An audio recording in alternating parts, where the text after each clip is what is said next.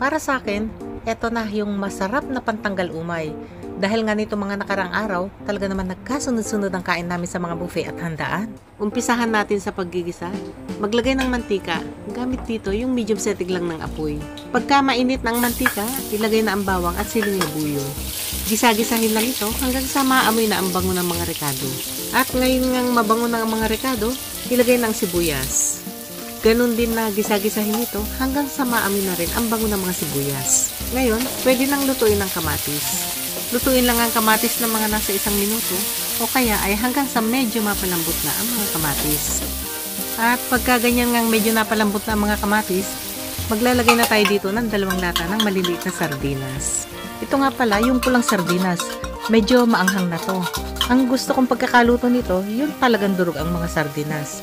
Kaya liligisin ko lang ng ganito ang mga sardinas. Saka na ito lulutuin ng mga nasa 1 minuto lang. Dagdag pampalasa, titimplahan ko lang ito ng konting liquid seasoning. Ihalo itong mabuti, saka natikman para maihusto ang lasa. Manyaman eh. Igisa-gisa na lang ito ng mga 1 minuto o kaya ay hanggang sa makitang medyo umiibabaw na yung mantika, gaya nito. O yan, nakaluto na tayo, ready to serve na to. At ang pinakamasarap na katerno nito, yung mga nilagang gulay.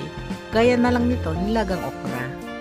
Para sa amin dito sa bahay, pagka ganyang umay na kami sa mga handaan o kaya sa mga buffet, talaga naman, eto yung pinakamasarap kainin. Pwedeng kainin ganito lang, sausawan ng mga nilagang gulay. At lalong pwedeng pang ulam.